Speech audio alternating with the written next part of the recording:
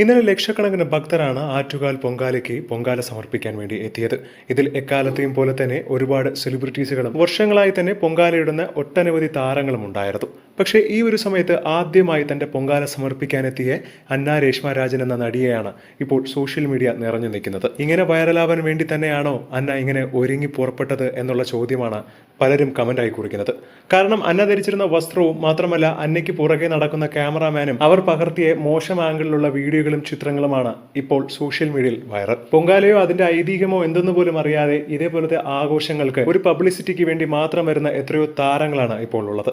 മാത്രമല്ല അന്നയും അക്കൂട്ടത്തിലാണ് എല്ലാവരും പെടുത്തുന്നത്. ഇത്രയും പുണ്യമായ ഒരു സ്ഥലത്ത് ഇത്രയും വലിയൊരു ചടങ്ങ് നടക്കുമ്പോൾ ഇങ്ങനെയാണോ വസ്ത്രം ധരിച്ച് എത്തുന്നത് എന്നും ചോദിക്കുന്നവരുണ്ട്. എന്നാൽ കഴിഞ്ഞ വർഷം തിരുവനന്തപുരത്ത് ഷൂട്ട് ഉണ്ടായിട്ടും വരാൻ പറ്റാത്തത് കൊണ്ട് ഈ വർഷം എങ്ങനെയെങ്കിലും വന്നേ പറ്റൂ എന്നുള്ള പദ്ധതിയായിരുന്നു തനിക്കെന്നാണ് അന്ന പറയുന്നത്. ഇന്നലെയാണ് പ്ലാൻ ചെയ്തത് തന്നെ. ഭയങ്കര സന്തോഷം തോന്നുമെന്നും വലിയൊരു പോസിറ്റീവ് ഫീലാണ് തനിക്ക് ലഭിക്കുന്നതെന്നും അനുഗ്രഹം ലഭിച്ചതായി പോലും തനിക്ക് തോന്നുന്നു എന്നാണ് അന്ന രാജൻ മാധ്യമങ്ങളോട് സംസാരിച്ചത്. പക്ഷേ ഇതിനെ പലരും മറ്റൊരു രീതിയിലാണ് കാണുന്നതെന്നും അതൊന്നും തന്റെ തെറ്റല്ലെന്നും താരം കുറിക്കുന്നു. പല സ്ത്രീകളുമാണ് ഇപ്പോൾ അന്നയ്ക്കെതിരെ സോഷ്യൽ മീഡിയയിൽ രംഗത്ത് വരുന്നത്. എന്താണ് ഇതിനെക്കുറിച്ചുള്ള നിങ്ങളുടെ അഭിപ്രായമെന്ന് താഴെ മറക്കാതെ കമന്റ് ചെയ്യുക.